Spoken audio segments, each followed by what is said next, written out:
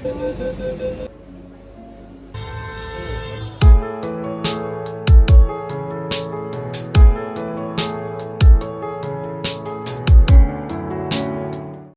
Everyone, welcome to my another mini blog. তো অনেকদিন বাদে আজকে একটু ঘুরতে যাওয়ার প্ল্যান হয়েছিল, যদিও কোথায় যাব সেটা এখনো কনফার্ম হয়নি।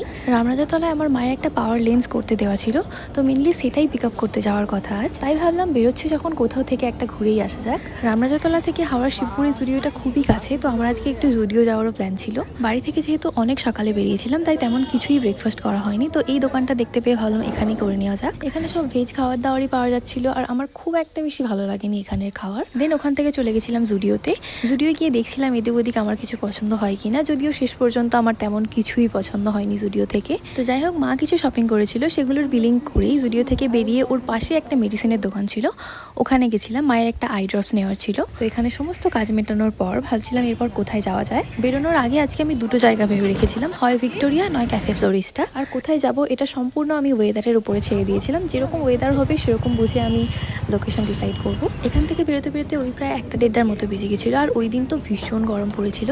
তাই ভাবলাম কেননা ক্যাফে ফ্লোরিস্টাতেই যাওয়া যাক, কারণ এখন ভিক্টোরিয়ায় গেলে ভীষণ গরম লাগবে আরও। তো ওখানে যাওয়ার জন্য ময়দান মেট্রো ধরে আমরা পার্ক স্ট্রিট চলে গেছিলাম। আর এই প্রথমবার আমি মেট্রো করে হাওড়া ব্রিজের নিচে দিয়ে গেলাম, যেটা আমার বেশ ভালো লেগেছে। আর এই ক্যাফে ফ্লোরিস্টার নাম হয়তো তোমরা অনেকেই শুনেছো, এটা ভীষণই ভাইরাল একটা ক্যাফে। আমারও ওই ইনস্টাগ্রামের রিলস দেখে দেখে এখানে যাওয়ার ইচ্ছে হয়েছিল। তো মেট্রো থেকে নেমে পার্ক স্ট্রিটের ওই গলিটা ধরে গেলে তোমরা দেখবে অনেক মোবাইল কাভারের দোকান বসে। তো ওখান থেকে আমার আজকে একটা মোবাইল কাভারও নেওয়ার ছিল, ভাবলাম এসেছি যখন এখান থেকেই নিয়ে নিই। যদিও আমার খুব একটা বেশি পছন্দ হয়নি, তাও আমি দুটো কাভার নিয়েছি এখান থেকে। তারপর হাঁটতে হাঁটতে চলে গেছিলাম ক্যাফে ফ্লোরিস্টাতে। ইন্ডিয়ান মিউজিয়াম থেকে ক্যাফে ফ্লোরিস্টা অব্দি যেতে হেঁটে প্রায় ওই 10 থেকে 15 মিনিটের মতো লাগে। তো ক্যাফেটাতে ঢুকেই তো আমার বেশ ভালো লেগেছে, বেশ একটা পিঙ্ক পিঙ্ক ভাইব। আমি এক্সপেক্ট করেছিলাম ক্যাফেটা হয়তো আরেকটু বড় হবে, বাট খুব একটা বেশি বড় নয় ক্যাফেটা। ওভারঅল আমার বেশ ভালোই লেগেছে। বেসিক্যালি তোমরা এখানে গেলে তোমাদের ফোন ভর্তি করে ছবি তুলে আসতে পারবে। এই ক্যাফেটার প্রতিটা কর্নারই ভীষণই অ্যাস্থেটিক আর ভীষণই ফটোজেনিক। তোমরা কোনটা ছেড়ে কোনটা ফটো তুলবে ডিসাইডই করতে পারবে না। তো আমরা অর্ডার করেছিলাম একটা স্ট্রবেরি মিল্কশেক আর পিৎজা। এখানে সবকিছুই বেশ ভালো, অ্যাম্বিয়েন্স, স্টাফদের বিহেভিয়ার। শুধুমাত্র খাবারের কোয়ালিটি অনুযায়ী প্রাইসটা আমার একটু বেশি এক্সপেন্সিভ লাগলো। আর যাই হোক, ক্যাফেটায় গিয়ে আমি মন ভরে অনেক ছবি তুলে নিয়েছি। এই ড্রেসটা আমি দুর্গাপুজোর সময় বিশাল থেকে নিয়েছিলাম, আর এই দিনই আমি ফার্স্ট পরে কোথাও বাইরে গেছিলাম। এর আগে 1-2বার হয়তো শ্যুটের জন্য পরেছি। বেশ কিউট ড্রেসটা, তাই না? তোমাদের কেমন লাগছে তোমরা আমায় কমেন্ট করে জানাতে পারো।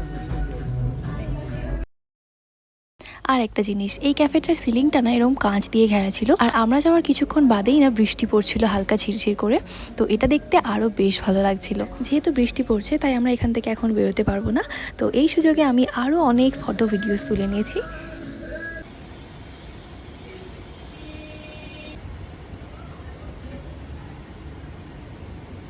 তো তারপর এখান থেকে বেরিয়ে মেট্রো স্টেশনের দিকে যাওয়ার পথে আমি ওয়েস্ট সাইডটা লক্ষ্য করলাম। তো ভাবলাম এখান থেকে একবার ঘুরে আসা যায়। আর ওয়েস্ট সাইডের কালেকশন তো আমার বেশ ভালো লেগেছে। আমার এখানে পুজোর আগে আরেকবার আসার ইচ্ছে আছে। এখান থেকে বেরোতে বেরোতে ওই প্রায় 5টা বেজে গেছিলো। তারপর মেট্রো স্টেশন থেকে হাওড়া থেকে কোলাঘাট, দেন বাড়ি। আর এরপর আমি অনেক টায়ার্ড হয়ে গেছি, আর তেমন কিছুই ক্লিপ নেওয়া হয়নি। তো আজকের মিনি ব্লগটা এইটুকুই। তোমরা যদি আরও এরকম ব্লগ বা মিনি ব্লগ দেখতে চাও তাহলে আমায় অবশ্যই কমেন্ট করে জানাতে পারো, আমি আরও এরকম ভিডিও বানানোর চেষ্টা করব।